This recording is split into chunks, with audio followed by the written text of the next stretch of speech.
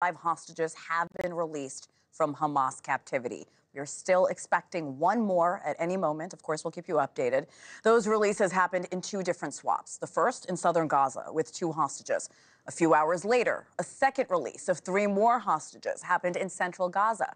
Today's exchange is the 7th and the final release of living hostages during this phase 1 of the ceasefire. The names of those released today are Avra Mengistu, Tal Shoham, Elia Cohen, Omer Shemtov, and finally, Omer Van Kurt. Now, there's a 6th hostage, Hisham al-Sayed. He's still being held and is expected to be released any moment now. Israelis in Tel Aviv cheering as they see them for the first time in more than 500 days. You see some people crying there, too.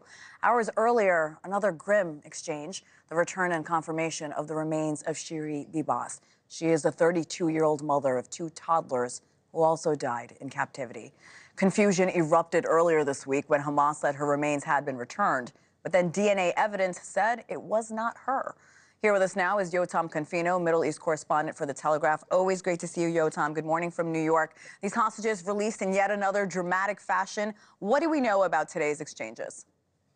So as you mentioned, we're expecting 6 hostages in total to be released. 5 of them have already been released and are back in Israel. But the last hostage, Hisham al-Sayed, he is still in Gaza. We don't know when or even if he will be released.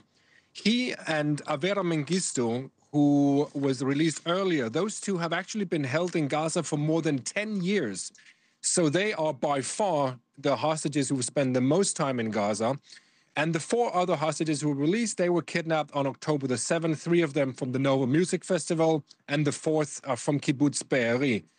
And what we saw today was another terror propaganda show, is really the only way to describe it. As you see here on the images, they're looking pale, they're looking very skinny, and they're looking bewildered, clearly. Avra Mengistu here, as you see on the images, he's suffering from mental illnesses. We know that from his family, who has spoken out about that. And also Hisham al-Sayed, who hasn't been released yet, he's also suffering from mental illnesses such as schizophrenia and a personality disorder. So they're very fragile, these 2 hostages in particular. And the 4 others, of course, have been in horrific conditions in Gaza, but they're now released and they are returned to Israel. You can't imagine the mental trauma that's going to follow with these men. Now, let's talk about the family of Shiri Bibas. They released a statement now that there is confirmation of her remains being returned. This, of course, after the wrong remains were sent to Israel earlier this week. What is the family saying this morning? So the family is saying that they finally received her body. And it was after, of course, Hamas misplaced the body on purpose, it looks like. They put a Palestinian woman in her coffin on Thursday.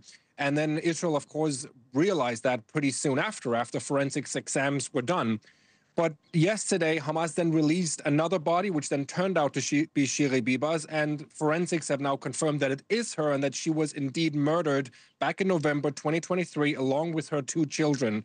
So the families, of course, they have closure now, but they are extremely shattered emotionally because of this psychological terror that has been going on in the past couple of days, the way that the bodies were humiliated.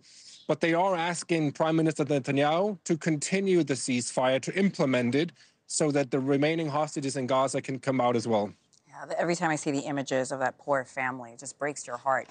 Let's talk about the explosions earlier this week near Tel Aviv. We know they're being investigated as terrorism. What are you learning about the investigation? And I'm so curious, Jotam, what's the feeling on the ground for those living their daily lives?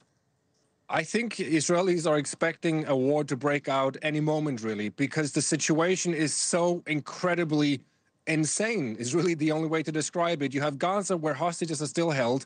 Then you have explosions in buses going off in central Israel, which reminds all Israelis of the Second Intifada. In the West Bank, you have a huge military crackdown on the terror groups. So on all arenas, you're still fighting or negotiating, and everyone is really expecting this to just blow up at any moment.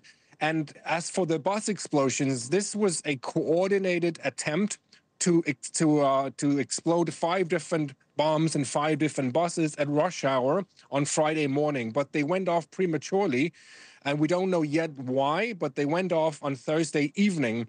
The bus driver apparently had gotten a heads up from a passenger who said that she saw something suspicious, a bag that was left. He managed to get people out that Thursday evening, but they did go off, at least 3 of them, and the 2 other bombs did not go off.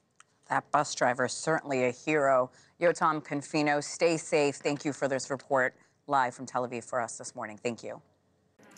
Thanks for watching. Go to joinnn.com to find NewsNation on your television provider. And don't forget to click the red subscribe button below to get more of NewsNation's fact-driven, unbiased coverage.